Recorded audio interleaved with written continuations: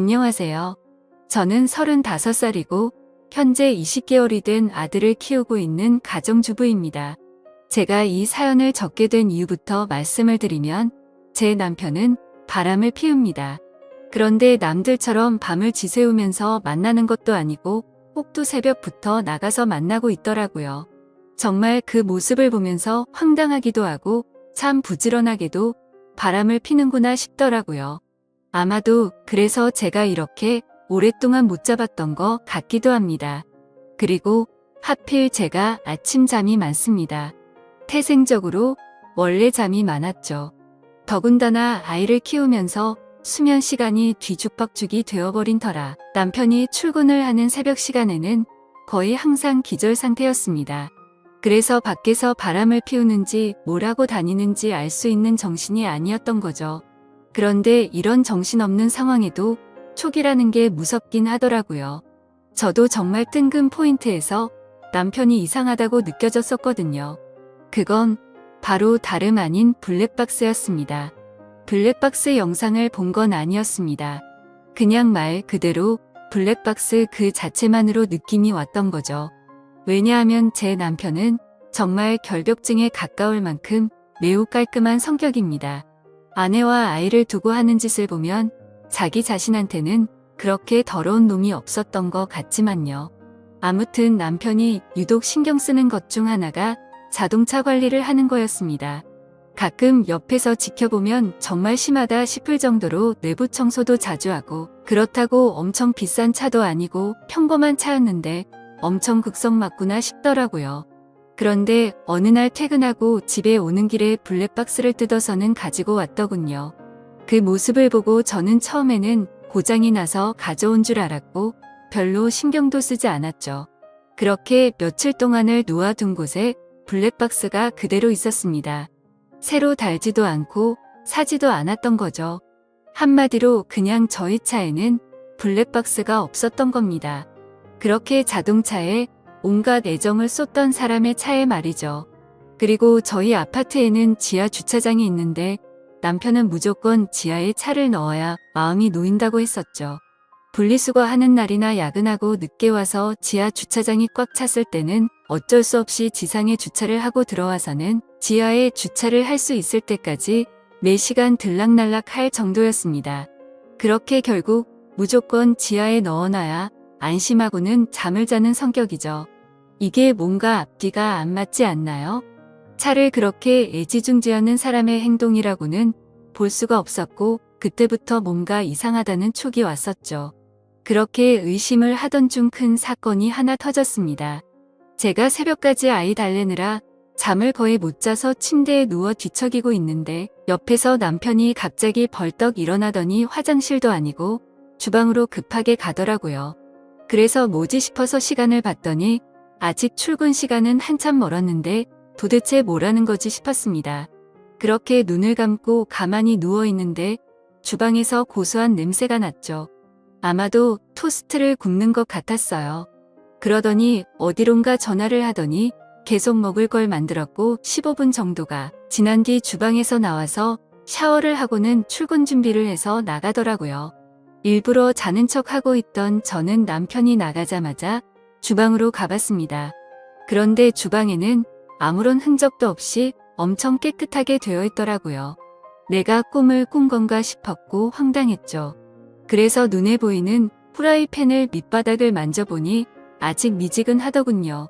아무런 흔적도 없는데 뭔가를 만들기는 만들었다는 거였습니다. 그날 이후 제 의심은 극도로 올라갔고 수면 패턴이 아예 바뀌어 버려서 밤에 잠을 못 잤습니다. 그래서 일부러 자는 척하면서 새벽마다 남편이 출근하는 걸 봤습니다. 밤새 안 자는 척 하긴 어려웠기에 아이 방에서 자는 척을 하고 남편의 인기척이 들리면 문틈으로 밖을 봤죠. 그날도 어제와 같이 일어나자마자 주방으로 가더니 커피를 타서 보온병에 넣더군요. 실루엣만 봐도 세상 신나 보였죠. 작은 소리로 콧노래를 흥얼거리면서 마치 소풍 가는 사람처럼 즐겁게 준비를 하더라고요. 그리고는 전날과 같이 뒷정리를 흔적도 없이 깔끔하게 해놓고는 출근을 했습니다. 하루 이틀이면 그러려니 했을지도 몰랐을 겁니다. 그런데 매일 새벽 5시 30분이면 기계처럼 일어나서 무언가를 열심히 만들어서 6시 정각에는 집 밖으로 나갔습니다. 남편이 9시까지 출근해야 했는데 평소에는 7시에 나갔는데 1시간이나 일찍 나갔던 거죠. 회사에서 무슨 일이라도 있나? 아니면 혹시 투잡이라도 뛰는 건가? 별의별 생각을 다 했죠. 솔직히 그때까지도 저는 제 남편을 믿었습니다. 하지만 매일같이 그런 모습을 보다 보니 의심은 나날이 커져가더라고요. 그래서 결국 저는 남편이 자는 동안 핸드폰을 뒤져봤어요. 패턴 암호는 연애 시절 그대로 쓰더군요. 근데 아무것도 없었습니다. 카톡도 회사 단체 단톡방 외에는 특이한 것도 없었고 문자나 통화 기록도 너무 깨끗했습니다. 그래서 제가 괜히 남편을 의심한 건가 착각을 하기도 했죠. 하지만 쉽사리 의심은 사그러들지 않았고 그 다음날도 저는 아기 방에서 자는 척을 했고 남편이 나갈 때 저도 몰래 따라 나갔습니다. 남편은 지하 주차장으로 내려갔고 저는 미리 불러둔 택시를 타고서 뒤따라 가려고 기다리고 있었습니다. 그런데 택시에서 10분을 기다려도 남편의 차는 올라올 생각을 하지 않더라고요. 분명 남편이 지하 주차장으로 가는 걸 봤는데 나오지를 않더라고요. 저는 어쩔 수 없이 택시값을 계산하고 죄송하다고 하고는 서둘러 지하 주차장으로 내려가 봤죠. 혹시나 제가 찾는 게 들킬까 봐서 조심히 남편 차를 찾아봤습니다. 지하 2층으로 내려가 보니 남편의 차가 지하 주차장에 있더라고요. 멀리서 보니 시동도 켜져 있지 않고 빈 차 같더군요. 그래서 남편이 차를 안 가져갔는데 제가 못 본 사이 나갔구나 했습니다. 어쩔 수 없이 저는 다시 집으로 올라가려고 할 때였습니다. 그때 때마침 어떤 여자가 제 남편 자동차 쪽으로 점점 다가가더니 너무나 자연스럽게 제 남편 차에 타는 겁니다.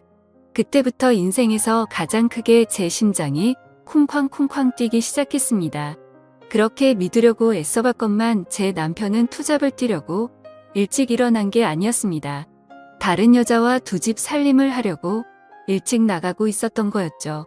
그렇게 한참을 다른 사람 차 사이에 숨어서 보고 있는데 너무 슬펐습니다. 당장 뛰어가서 머리채라도 잡고 싶은데 아무런 증거도 목격하지 못했기에 처량하게 지켜볼 수밖에 없었죠. 1시간가량 시동도 안 킨 자동차에 있더니 7시쯤이 되자 갑자기 시동을 걸고 차가 빠져나가더군요.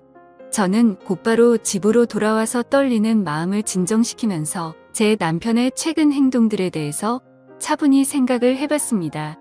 무슨 낌새가 있었나 한참을 생각했지만 남편은 가정에 충실했었거든요. 야근도 자주 안 하고 집에 일찍 들어와서 아이도 봐주고 아무런 투정 없이 집안일도 잘 도와줬습니다. 도저히 머리를 쥐어짜내도 전혀 의심할 것들이 없더라고요. 근데 그 순간 생각이 난 게 예전에 한번 저에게 카풀에 대해 말한 적이 있었습니다. 우연히 알게 됐는데 우리 동네에 직장 동료가 사는 걸 최근에 알았다고요. 그래서 기름값도 아낄 겸 카풀을 해볼까 하는데 제 의견을 물어보더군요.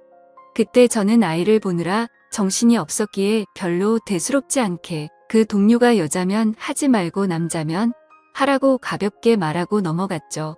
카풀이라는 게 매일같이 자동차를 함께 타고 출근하는 거라 이성끼리 눈 맞는 경우도 종종 있다고 들은 기억이 있었습니다.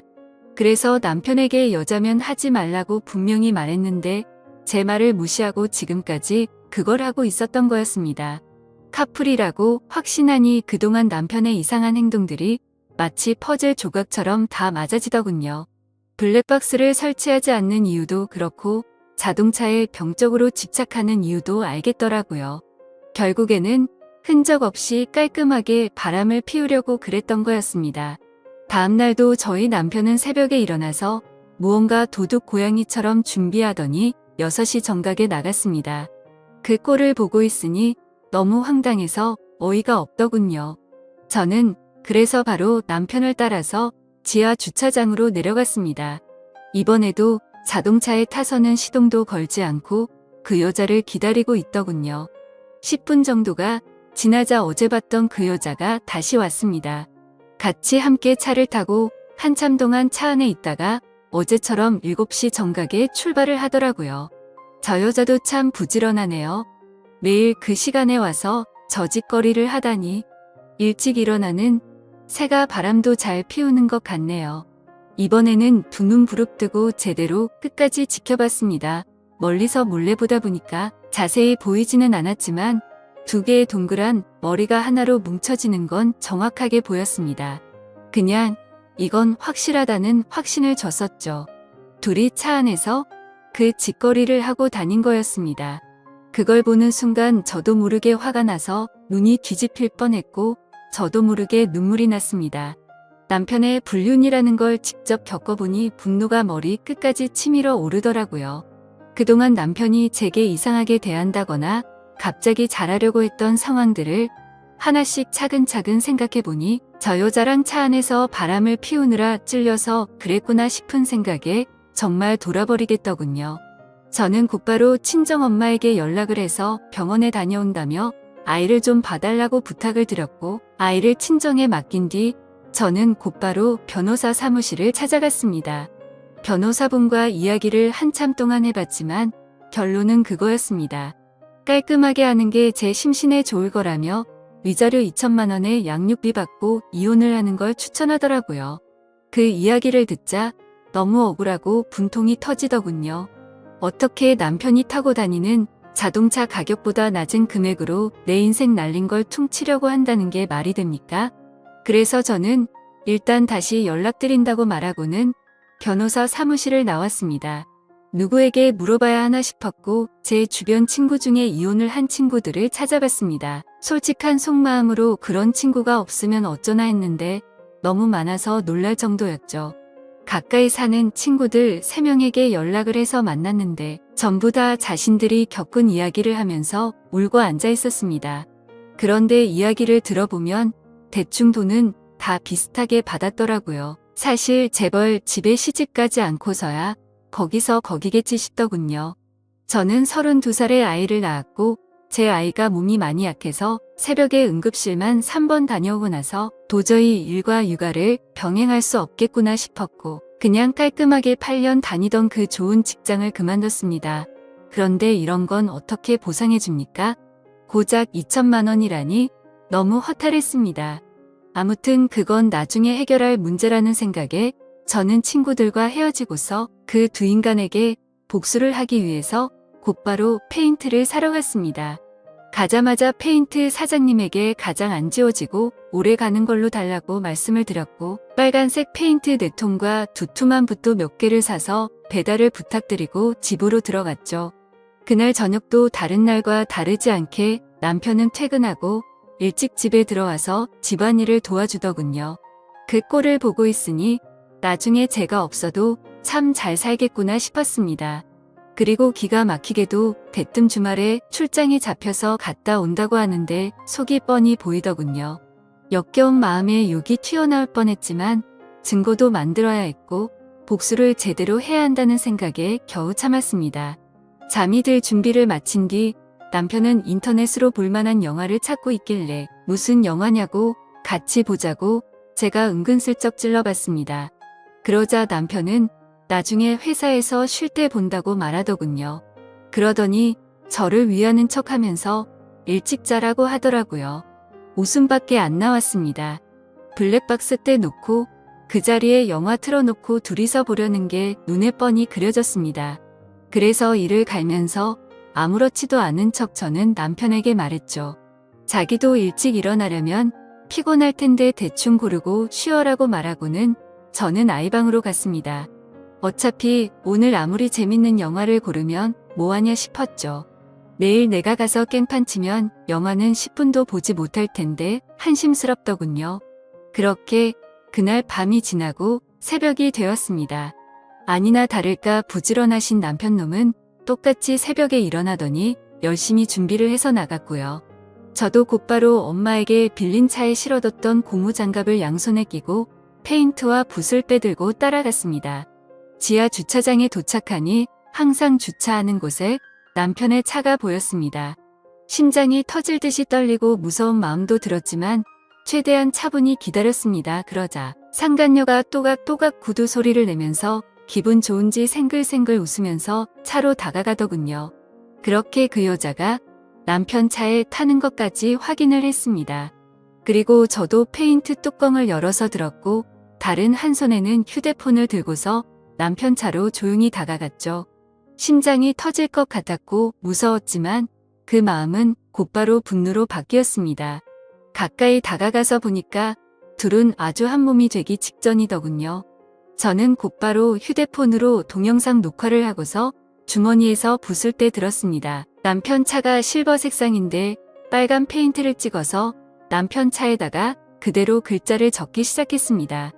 진짜 그 순간 엄청나게 통쾌했고 페인트가 기가 막히더군요. 저는 그곳에다가 불륜남과 상간녀가 타고 있어요 라고 적었습니다. 빨강색 글씨에 큼직하게 써서 멀리서도 곧바로 보이겠더라고요. 자동차 앞 유리에도 글자를 적기 시작했어요. 조수석 부분에는 상간녀라고 적었고요. 운전석에는 불륜남이라고 또박또박 적어놨습니다. 차 안에 두 사람은 멍하니 깜짝 놀라서 멍하니 저만 바라보고 있더라고요. 너무 역겨운 마음에 저는 그 두 사람을 쳐다보지도 않았습니다.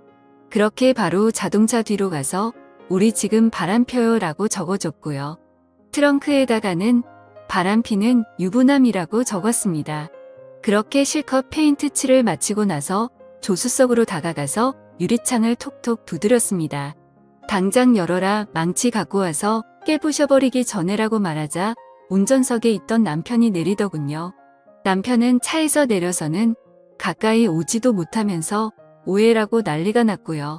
저는 붓을 들고 너한테도 온통 페인트질 해줄 테니 가까이 오라며 네가 인간이냐고 소리를 질렀습니다. 그렇게 난리가 났는데도 그 상간녀는 끝까지 차에서 내리지 않더라고요. 저는 너무 열이 받아서 붓으로 유리를 툭툭 치면서 당장 나오라고 소리를 질렀습니다. 결국 소리를 질러대다 보니 아파트 주민 신고로 저희 세 사람은 경찰서로 갔습니다. 그제서야 그 역겨운 상간녀 얼굴을 가까이서 마주하게 되었던 거죠. 조금 뒤에는 상간녀의 남편 같은 사람이 경찰서로 뛰어들어왔고요. 저는 다른 계획이 있었기에 아무 말도 하지 않고 가만히 냅두고 있었습니다. 제 남편과 이 여자가 저를 어떻게 신고하겠어요? 저는 바쁘니까 알아서 하세요라고 말하고는 경찰서에서 나와버렸습니다.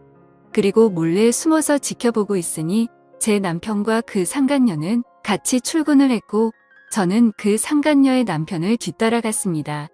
따라가 보니 저희 바로 옆 동에 살고 있더라고요. 엘리베이터 올라가는 층수까지 확인을 마치 뒤에 저는 곧장 친정집으로 갔습니다. 그날은 휴대폰을 꺼버리고 거기서 아이와 있었죠. 그리고 다음 날 새벽 저는 다시 저희 동네로 갔습니다. 저희 집이 아닌 그 상간녀가 살고 있는 아파트 동에 어제 봤었던 그 층으로 올라갔습니다. 그리고 거기서 조용히 기다렸습니다.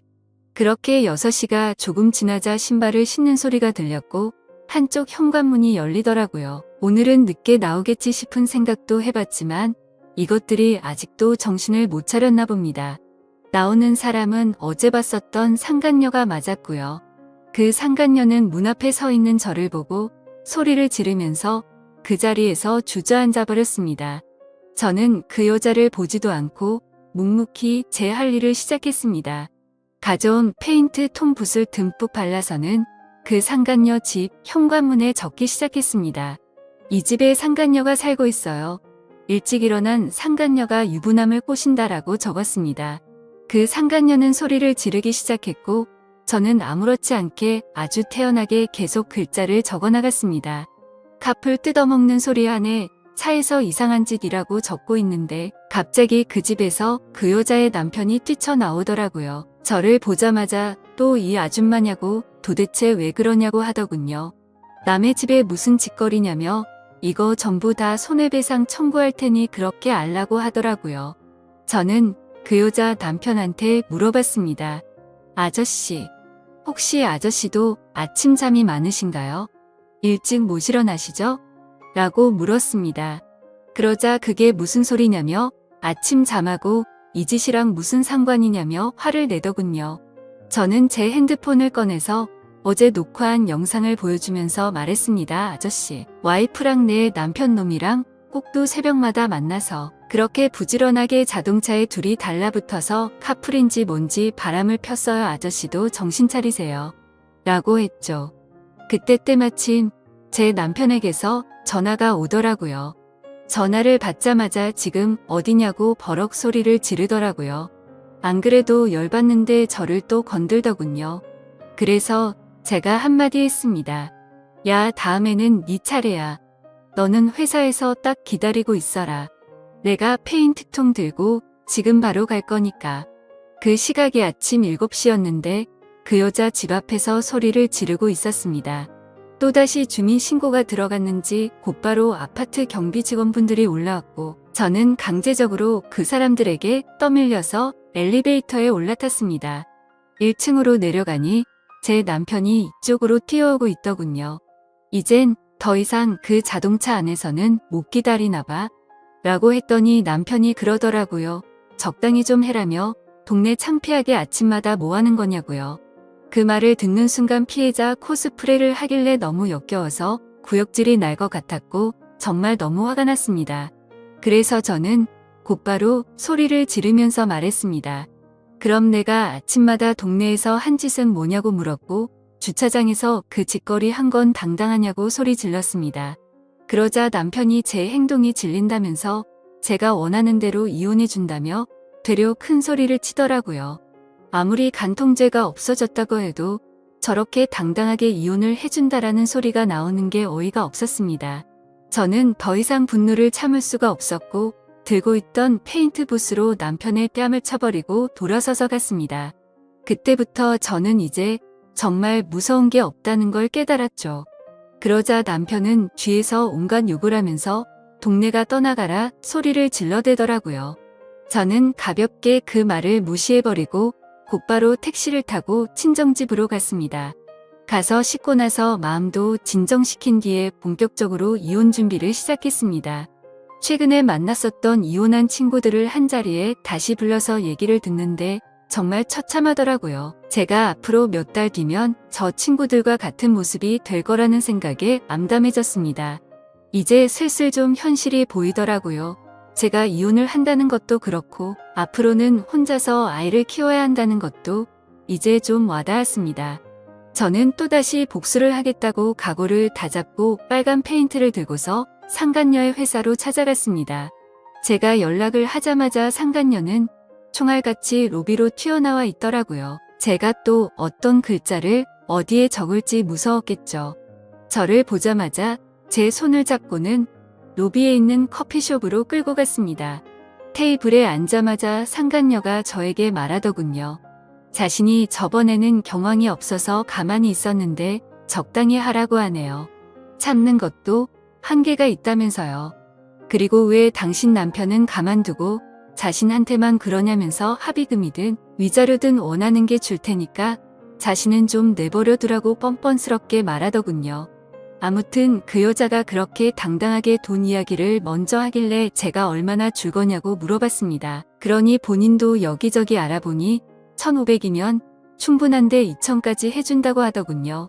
여기서도 2천만 원이라는 소리를 들으니까 갑자기 화가 확 나더라고요. 그래서 저는 내 등에 가격표라도 붙어 있냐고 왜 가는 곳마다 나한테 2천만 원 거리냐고 했습니다. 내 35년 인생 가격이 고작 2천만 원이냐고 소리쳤고 그 돈은 걔나 주라고 말했습니다. 나는 내 방식대로 풀고 싶으니까 시간 없는 나 붙잡고 헛소리 짓거리지 말고 당장 네 사무실로 올라가게 앞장서라고 말했습니다. 그러자 그제서야 그 당당했던 여자가 공손해지더라고요. 제 팔을 붙잡으며 제가 잘못했어요. 제가 어떻게 하면 화가 풀리시겠어요? 라며 저에게 매달리더군요. 그래서 저는 말했습니다. 나는 배운 여자라 글을 써야만 풀려. 네 사무실에 상간녀라고 도배를 해야 풀리겠으니까 당장 앞서라고요. 그러자 상간녀는 갑자기 제 페인트통을 잡고 펑펑 울면서 제발 살려달라며 자신이 잘 못했다고 하더군요. 그렇게 로비 한복판에서 그런 일이 벌어지다 보니 지나가는 사람들이 슬슬 저희 쪽으로 몰리더니 웅성거리기 시작했습니다. 그때 또다시 제 남편에게서 전화가 왔습니다. 제가 저번에 회사 간다고 질러놔서 그런지 불안했는 것 같더라고요. 전화를 받아서 말했습니다. 나 지금 너희 회사 로비 왔는데 네 상간녀 사무실 들렸다가 네가 있는 곳 가주겠다고 말했죠. 통화를 듣고 있던 상간녀는 이제 아주 제 페인트통을 끌어안고 펑펑 울면서 잘못했다고 살려달라고 하더군요. 주변을 둘러보니 회사 경비분들도 이제 슬슬 저에게 다가오고 있었습니다. 요즘 참 태어나서 처음으로 경비하시는 분들이 저를 무지 좋아하는 것 같더군요. 상황을 보니까 어차피 상간녀 사무실로 들어가긴 힘들어 보였습니다. 그래서 로비에서 끝장을 봐야겠다라는 생각이 들어서 사람들 다 들으라는 듯 큰 소리로 말했습니다. 바람은 네가 내 남편이랑 폈는데 내가 왜 용서를 해야 하냐며 내 20개월 된 아들 인생은 앞으로 어쩔 거냐고 소리쳤습니다. 내 아들은 앞으로 지 아빠도 편하게 못 보는데 그건 어떻게 할 거고 한 가정을 처참하게 부숴놓고 말로만 미안하다고 하면 끝이냐고 미안하면 당장 꿇어서 제대로 사과하라고 했죠. 그러자 사람들이 너무 많이 모여서 그 여자도 눈치가 보이는지 망설이고 있더군요. 그래서 저는 그 여자에게 다가가서 끌어안고 있는 페인트통 뚜껑을 확 열어버렸습니다. 그럼 그냥 여기에다가 글씨 써준다고 말하자 곧장 바로 무릎을 꿇으며 펑펑 울며 잘못했다고 싹싹 빌었습니다. 사람들은 그 모습을 보며 웅성거렸고 사진도 찍기 시작하더라고요.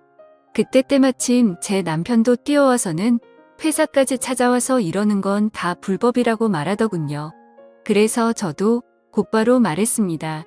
이게 불법이면 니네 둘이서 바람핀 건 간통죄 없어져서 불법 아닌 것 같냐고. 내가 벌금 다 낼 테니까 내가 불법을 저지르던 말던 넌 네 앞날이나 신경 쓰라고 했죠. 그 일이 벌어지고 며칠 뒤 상간녀는 이혼 소송 중이라던데 제가 페인트통으로 난리를 피워서 그런지 제 위자료는 바로 입금하더니 또 며칠 뒤에 갑자기 그 상간녀가 저에게 명예훼손을 걸었더군요. 아마 다니던 회사를 계속 다니는 건 어려웠겠죠. 어차피 많이 내봐야 200이라던데 그 돈 한 푼이 값이라 생각하려고요. 아무튼 남편과는 당장 이혼할 거고 앞으로 제 아들만을 위해서 열심히 일하고 잘 살아보려고 합니다. 부디 다른 분들은 저처럼 이런 마음 아픈 일이 생기지 않으셨으면 좋겠습니다. 감사합니다.